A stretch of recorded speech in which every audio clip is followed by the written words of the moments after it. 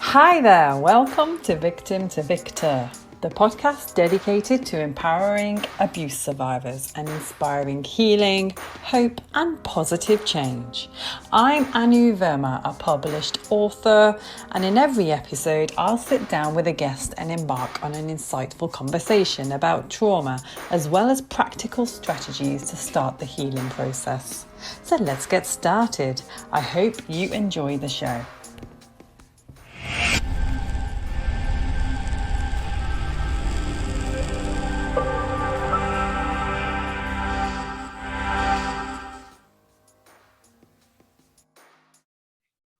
And here's our lovely Zara Groves, all the way from North Wales. How's it going, Zara?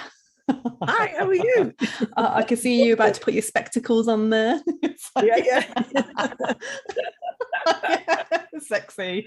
Keep them on. Oh, thank you so much for joining me today. And I've been really eager to discuss this important topic of menopause and perimenopause. And I would class you as an expert in this field now.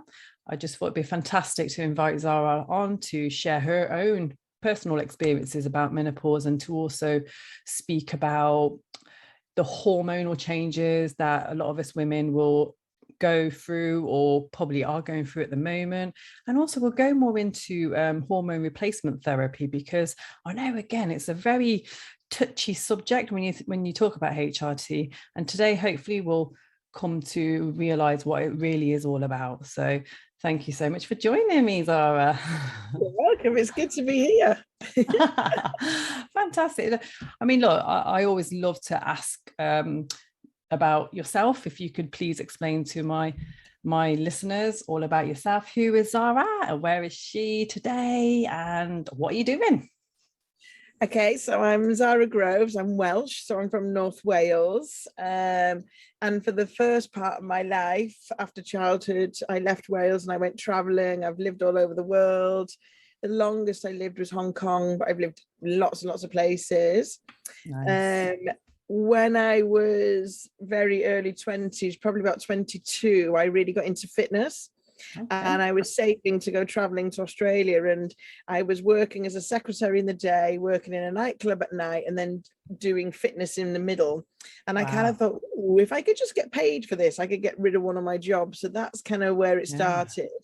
But I didn't do anything about it until I was 25 and I was living in Hong Kong. And that's when I decided to do all the exams. I did all the American qualifications because that's what was in Hong Kong. And then from the age of 25, I've been in the fitness industry full time. And obviously, you know, I've trained hundreds and hundreds of ladies over the years. But as I've aged, my clients have aged, and I've changed the way I am. So I'm 51 now, 52 this year. So in the beginning, it was all about get some loud music on and just move your body and just have fun. Whereas now I would call myself health, fitness and body confidence coach. To, you know, because that's what I feel with ladies a lot. We need to work on, as well as the fitness and nutrition, is that just the mindset and the body confidence and loving themselves, you know. Self-love. I know it's something which majority of us lack. I mean, the amount of ladies that what I'm trying to coach them is, instead of focusing on the one little negative you can find about your body, let's focus on the positives we've got on our bodies, you know. And there's lots. There really is. Embrace yourselves and look at yourself in the mirror, feel yourselves, you know. I know it is. It's something which, oh my God, absolutely. I totally understand. You know, a lot of women's point of views, like when they look in the mirror, they spot their faults or the curve. I say faults, curves aren't faults, are they? But they're deemed as faults because of what we've been programmed to believe from the propaganda, right? Media. It's like, you know, I mean somebody said to me once, and it's always stuck with me. I've always been quite body confident anyway. But one thing, so the shape that I am is I always have a belly, even at my tiniest. I've still got a bit of a belly. And somebody said to me once, because every time I'm focusing on maybe losing a bit of weight or whatever, I always look at the belly area. And somebody said to me once, and they went, "But why are you doing that? Because you've got I've got quite large boobs, which girls pay a fortune to have. Absolutely. And I've got quite a small toned bum, and they were like, why are you focusing on that little bit in the middle when really you've got two bits that most people are fighting to get? And I thought, oh my God, that's so true. Mindset shift. Yes, complete mindset shift. It is. And you were in the papers as well, weren't you? Yes, I got fat shamed. I can't believe it. So I was a UK size 12. And it was a lady that had heard all about me, and she was going to book one of my online courses. And then when she saw a picture of me, she said I was too fat. Oh my goodness. Yeah. So, and I put it on my social media, and then it just went viral. It went in all the newspapers. Because, you know, at the end of the day, a UK size 12, I don't know where it is in America, but it's not fat by any stretch of the imagination whatsoever. And when I say, so that's prompted me now to practice what I preach when I train ladies. Brilliant. And I'll probably end up back to a size 10, which is the size I've always been. But, you know, I am 51, I am perimenopausal, I am on HRT, you know. Right, absolutely. Yeah, so many factors here to consider. Oh, totally. And I love the fact that now on social media, you see it all over, don't you, about just, you know, women really embracing their true curves. And, I'm actually following one runner. She's a marathon runner, and, you know, she's a big lady, but she's all over like social media, and everyone loves her because she's so confident. And it's about how you wear yourself rather than, you know, about how you look these days, I feel. And it's just that judgment, because I started running at the end of December in 2020 in the lockdown, just to, even though I do lots of fitness, but just to get out the house really. Yeah. And then the end of last year, November 2021, I did my first half marathon. And if you could see the amount of people that, so everybody deems me to be really fit, which I am, but if you could see the amount of people that were overtaking me, people that were a good 10, 15, 20 years older than me, there was ladies and men that were 2, 3, 4, 5 dress sizes bigger than me, and they were skating past me. This judgment of being, you've got to be skinny to be fit. Come and do a long run and let's see. I mean, I got overtaken by you know, where people wear t-shirts with their names on, and their name was the Preston Plodders. So by their even their name meant they were slow and they were overtaking me. That's so funny. But it is, because I guess like the fat is fuel. I think people have this thing, don't they, that if you're flat-stomached girl, you know, quite toned everywhere, no body fat, that then equals that you're super fit, and actually it doesn't. You know what I mean? There is a balance of too much body fat for your health. That's a different story, but you do not have to be this tiny skinny. No, that's what I mean. There was loads of people overtaking me and running loads faster than me. That's brilliant. Oh, I love that. Such role models, right? And yes, and I'm just hoping now that, you know, the world changes the views of what fit and beautiful is now. And and I do think as well, I always tell this story. I was on holiday once, and there was these two ladies round the pool, and I'm assuming they were African American or something. I'm not quite sure what, but and they were much larger than me, much larger than me. And oh my God, they were strutting their stuff, and all you could think when you looked at them was like, wow, they are gorgeous. They had serious curves on them, but because of their inner confidence that was bursting out of them, you couldn't help but look at them and think, wow, you're beautiful.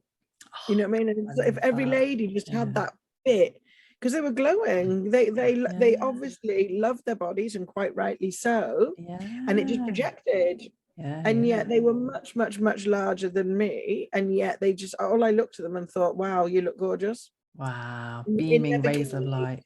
And it just made me think it's all about your inner confidence that you that shines through you, that then other people look at you and they also see your beauty. Absolutely. Yeah. This is why it's so important. I love the fact that you're focusing a lot on the mindset shift, because that's what it is. It's not just about going to the gym five times a week to try and train your body. You have to train your mind. For me, that's the biggest thing for women.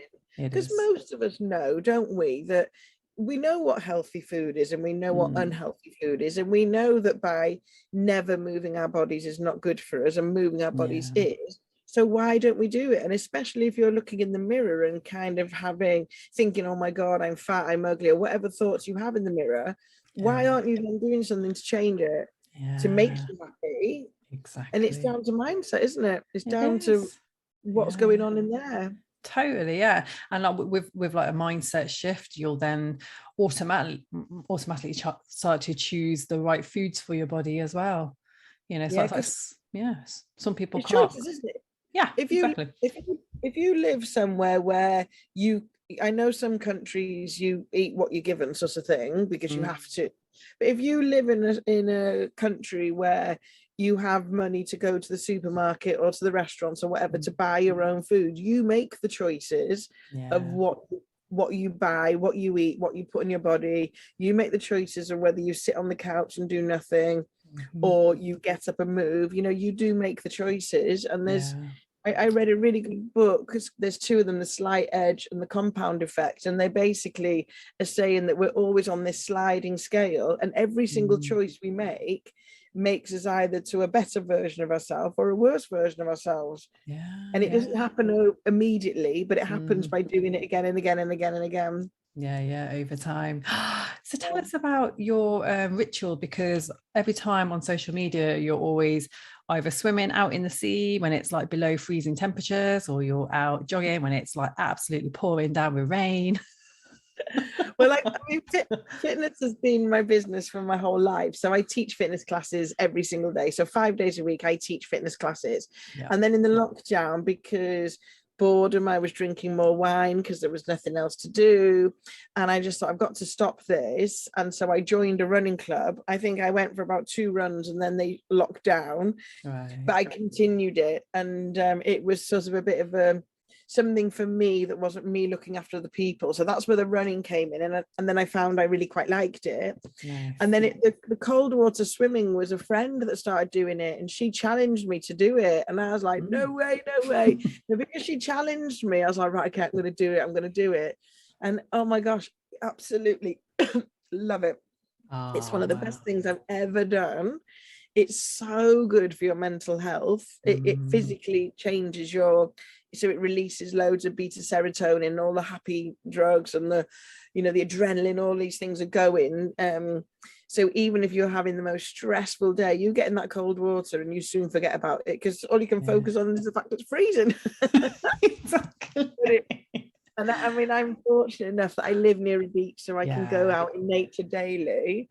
And it's just amazing. I love it. Oh, wow. So I'm either running or in the water every day, pretty much. That is amazing. And again, for me, it reminds me of David Goggins, where he's so relentless, he'll just go, and because he's just so strong-minded, and you really remind me of him. That thing the other day, because we've had horrendous weather recently where I live, and then one day I forced myself for a run. Now, bear in mind, I love it. I forced myself because I just couldn't be bothered, but I knew that I needed to go. So I was like, come on, force myself. And honestly, there is a saying that you'll never regret the run once you've done it. You'll regret the ones that you don't do. And honestly, I came in, even though I was drenched to the bone, I came in feeling so much better than I had an hour previous, when I was sitting there kind of going, oh, I can't be bothered. Yeah. Oh, wow. Push that. Isn't there a book or somebody's got that? They go 1, 2, 3, go. So anything you're sort of saying, oh, you go 1, 2, 3, do it. That's it. It's like getting out of bed in the morning, just 1, 2, 3, get up. Yeah, I love that. So tell us about because I know you mentioned that the cold water is really good for your mental health, and you're currently undergoing some peri-menopause. So tell us the impact that that's having on you. So luckily for me, it happened just before the lockdown, because I think I would have gone stir crazy then. So I'm quite a confident person. I've taught fitness for nearly 30 years now, and I stand in front of big groups of people. I stand on stages. And I was sitting in my house one night and I thought, oh, I can't go to work tomorrow. I can't go to work tomorrow. And I was like, what is going on? And I thought, oh, just wait till tomorrow. And I woke up in the morning and thought, oh my God, I can't go. I can't face those people. I can't stand in front of them. And I was like, what is going on? Anyway, it continued into the next day. So I actually thought I was going a bit crazy, because I was like, where has this come from? So I rang my doctor, and the really good doctor that was in my surgery at the time, he couldn't see me till a Thursday. So I literally stayed in my house for 4 days. I didn't leave my house. I didn't want to see anybody. I didn't know what was going on with me. And I went to see him, and he said, it sounds like the peri-menopause. And I was a bit like shocked, thinking I'm way too young. But actually I was 40, end of 48, almost 40, you know, that kind of age. Yeah. So he said to me, he gave me some beta blockers, which are things that calm you down. He said, take these for a week, see what happens, and then stop them after a week and then see what happens. So because he said it was perimenopause, I started researching then. I took them for a week. Of course, all the anxiety and everything went away. And the minute I stopped taking them, the anxiety just came flooding back in, and I couldn't leave the house again.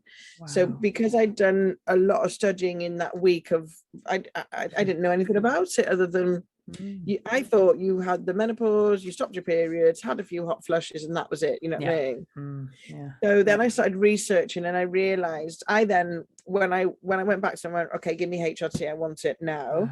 Because I was asking everybody I knew, and it seemed to be that the ladies that were going through it or had gone through it knew about it, but the ladies that hadn't had it yet didn't know anything about it. And I was like, wow, this is crazy. So off the back of that, I then started studying all about it. And the stuff that I've learned and the stuff that ladies are suffering and going through is phenomenal. And I was like, God, for somebody like me, if it can knock me, who's not scared to do anything pretty much, to not leave the house for a week because you're that anxious, it's like, wow. That is and then impactful. As I started thinking it's everything changed because the hormones now had been replaced, and then I just went back to my normal self really, and have been ever since. So are you still on HRT? Yeah, it's for the rest of your life kind of a thing now. Oh, is it? Okay. And so what are the side effects of that, if any? There isn't any. I mean, with anything in life, there's always a very, very, very small chance that something could happen, but the benefits far outweigh the risk. And what people don't quite understand is HRT isn't a medication, it's a hormone replacement. So our estrogen, progesterone, testosterone start to diminish, estrogen being the biggest one, and we need to replace it. And the lack of estrogen in our body, depending, some ladies go through it and have no problems. Some ladies go through it, have some problems, and some ladies have horrendous problems. Really? And it's because the hormones now that we've had for pretty much most of our lives are now completely out of balance, and they're diminishing. So,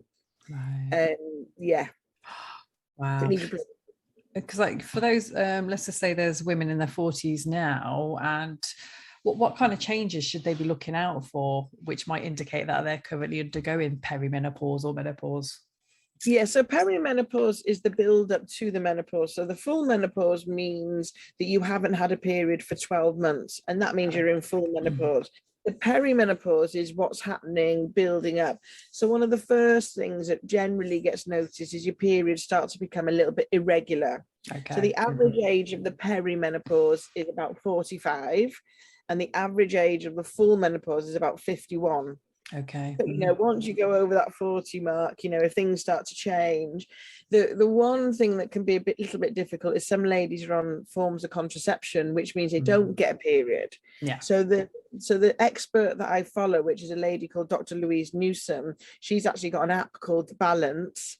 And if you download that, if you start to think that you're, I don't know, getting a bit, just things are a bit different, like maybe you're getting a bit more short-tempered with your children, or your husband's a bit like you're a bit more snappy than normal, or you're not sleeping as well as normal, all these little changes. But you need to log them. But the problem with women is they put down all these changes to I'm stressed with the children, or I'm stressed with the kids, or I'm really, really busy, so that's why I'm not sleeping properly. And it's, we make up all these excuses when really, if you kind of, if things start changing that you're not normally like that, then there's something going on, and 9 times out of 10 it's your hormones. That is so mental. But the problem in the UK is the GPs, when they study to be a GP, there is actual no training on the menopause. So quite often you go to the doctor saying, oh, my mood's really low.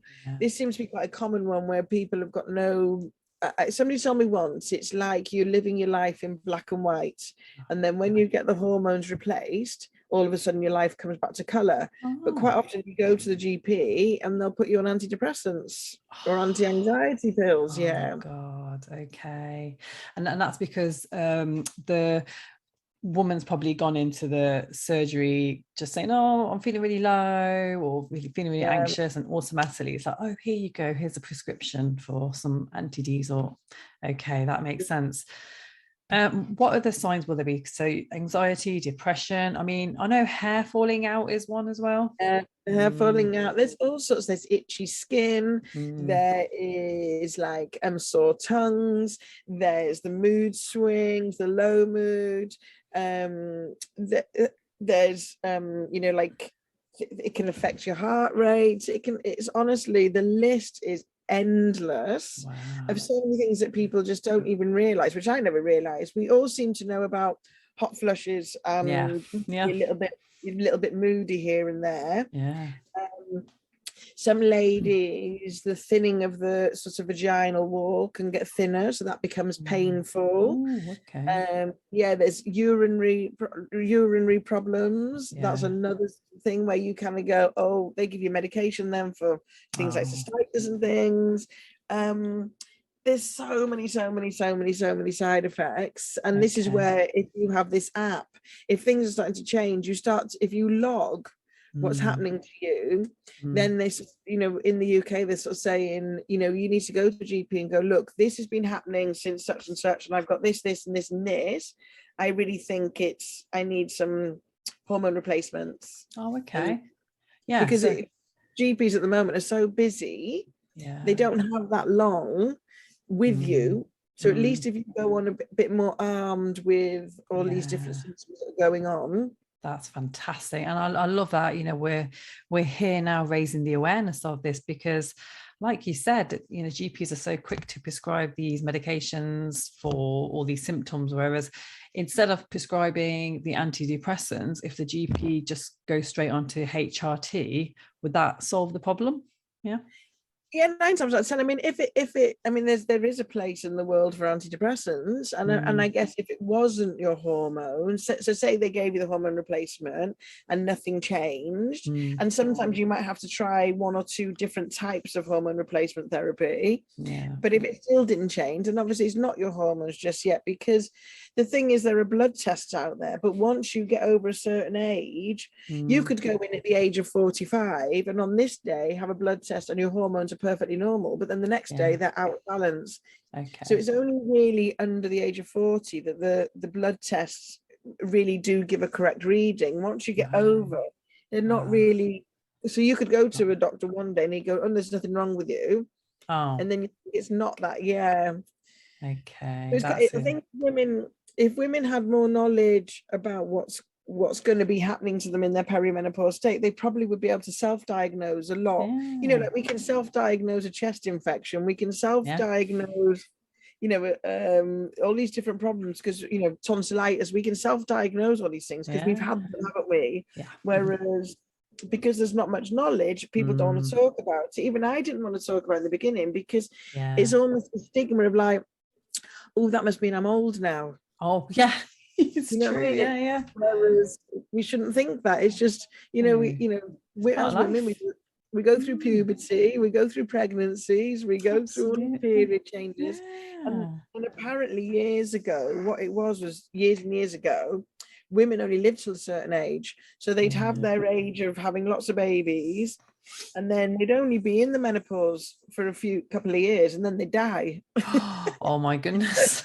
So this is like for years, but now we're living in the menopause age for more like 30 plus years. So exactly, now's the time. Yeah. You need to deal with it. I'm just thinking as well, like, natural ways to replace hormones. I don't know if there is natural ways out there. The reason why I started learning more after I'd gone on HRT, to be honest. Okay. And the reason why I didn't choose the natural path was because everybody I spoke to that was taking natural remedies, their symptoms seemed to be lessened but not gone. And because my symptom was this anxiety where I couldn't leave the house, I thought, I don't want a lower version. I want it gone altogether. Okay. So I literally, and my GP was really, really good. I was lucky, I had a really good GP. So good. I just went with his advice, took the tablets, and I just went back to normal. It never came back again. So I was kind of okay, fixed, sorted. Yeah. So I was quite lucky. Yeah. I only had that one symptom, and good GP. Correct medication straight away, or correct hormone replacement straight away. So yeah, I was quite lucky. Yeah, and I also think that your health and fitness has got a lot to do with that as well. Well, I was surprised actually, because I've never, ever, ever my whole life suffered with periods. I've never really had PMT. I might have had one day where I'd eat a load of chocolate, or I might have had one day where I would cry at every movie on the telly. Yeah. But when I saw other girls that would have these crazy PMT symptoms, so I really thought that the menopause would just pass me by without me even noticing. It's true. Oh my goodness. Yeah. And I was actually talking to someone else about this, but they were saying that, what we need to do is embrace our periods and rest when we need to. But a lot of us don't, because we're so stuck in doing mode, and, we have to look after the kids, we have to cook dinner, we have to go to work. So we don't really get to rest that much when we're having our periods. And what they were saying is, like, the less you listen to your body during your period stages, and the worse your menopause is going to be. Do you believe that? Oh, really?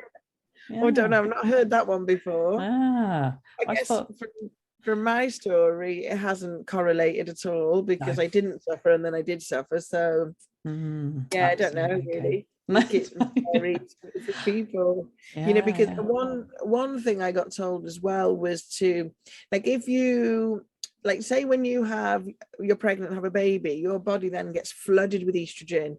So if all of a sudden your mood is better and you're happier and all these things, and you're glowing, like they say in pregnancy, that's a good indicator that obviously when you've got lots of estrogen, that's what happens to your body. So if all of a sudden you're getting less and less, and you can feel your mood and all this changing, then it's a good indicator, another good indicator that this is hormones here.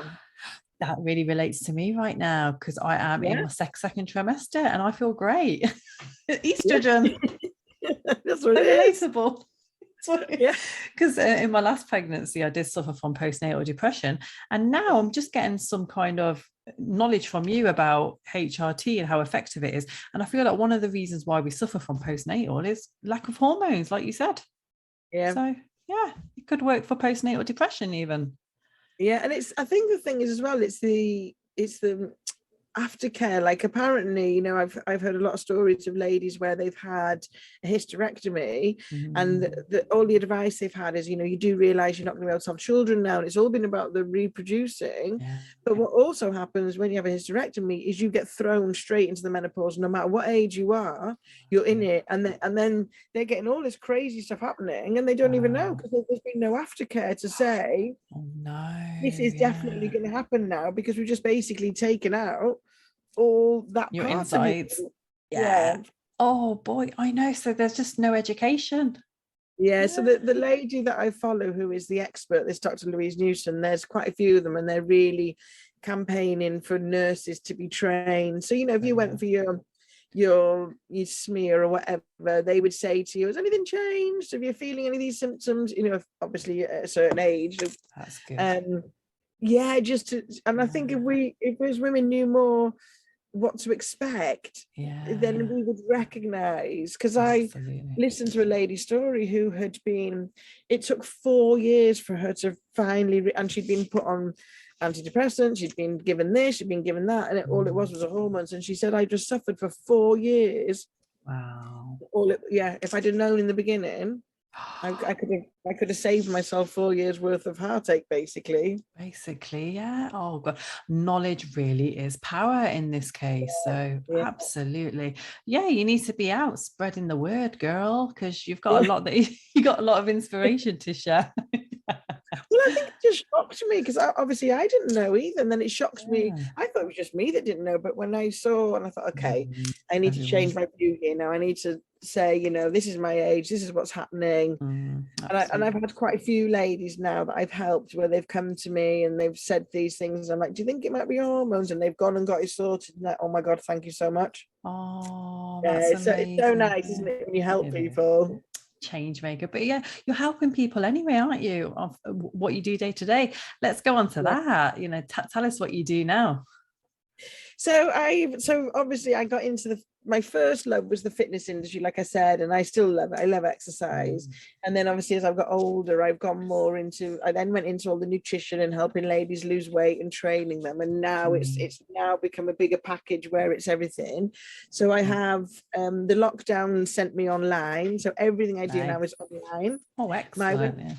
And actually I'm training people now that I would never train before because they don't live local to me, so that's really good. So I've got 3 main programs at the moment. One is just my website's got a membership area where you just log in and then there's just hundreds of workouts and recipes and you just go in and just watch the videos.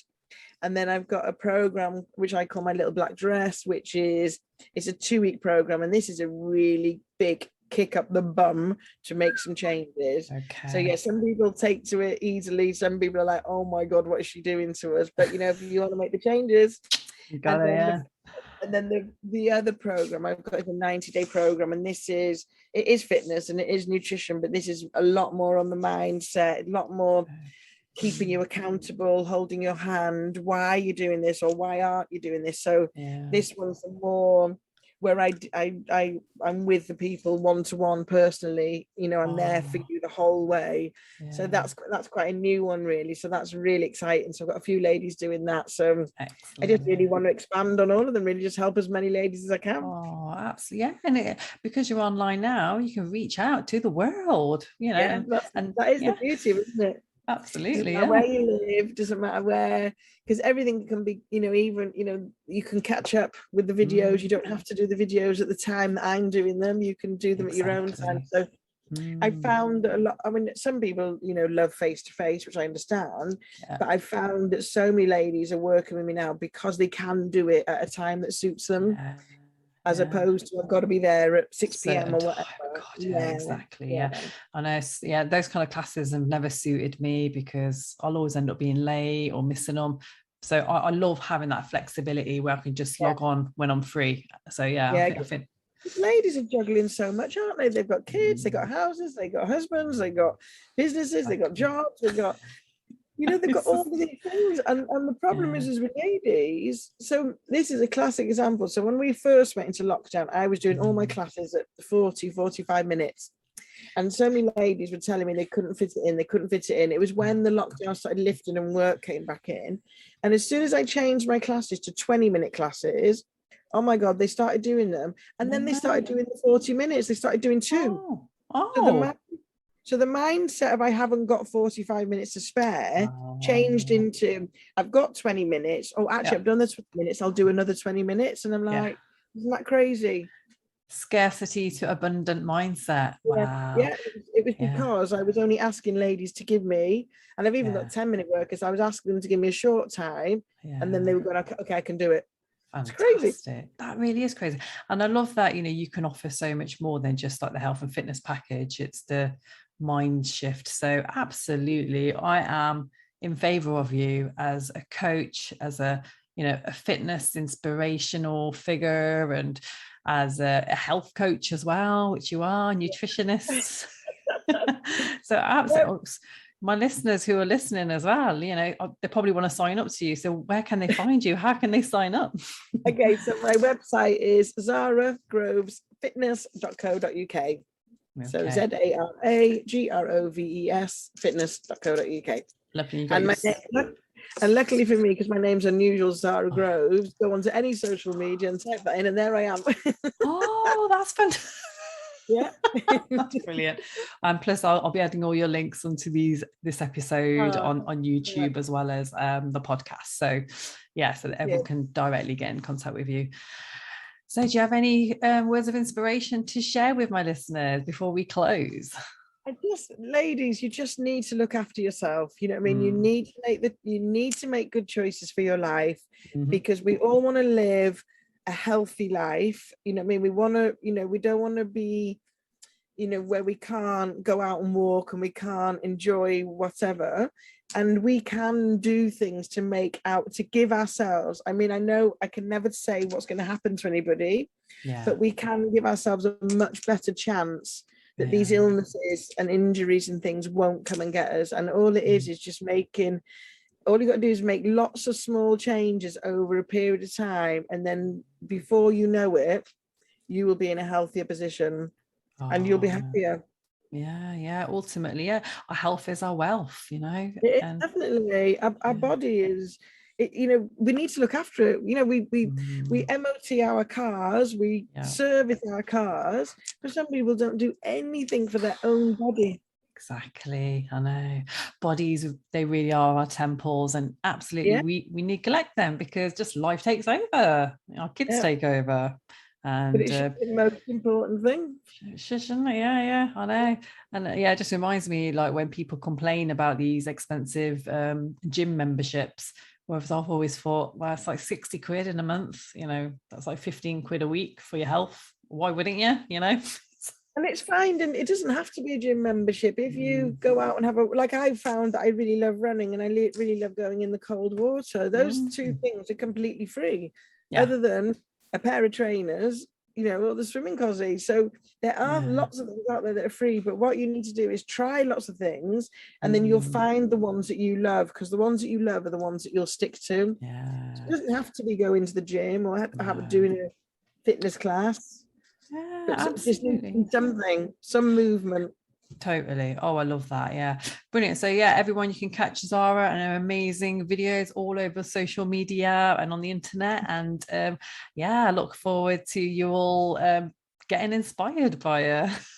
Thank you so much, Zara, for your just for your knowledge and just for sharing your light and all your teachings throughout the last few years on what you've been going through. I think it's a real important time in your life, and I really appreciate your honesty on that. Thank you. Thank you very much. Lovely. So listeners, catch you on the next episode, everyone. We love you. Stay blessed, stay empowered, keep shining your lights. Thanks for tuning in to today's episode of Victim to Victor. Subscribe so you don't miss out on new episodes, and be sure to follow the podcast on socials to keep updated on what's next, and share Victim to Victor with family and friends to help grow the community and spread the positive healing energy. You may also wish to join me on the path to self-discovery and sign up to my 12-week self-empowerment plan, which will be linked below.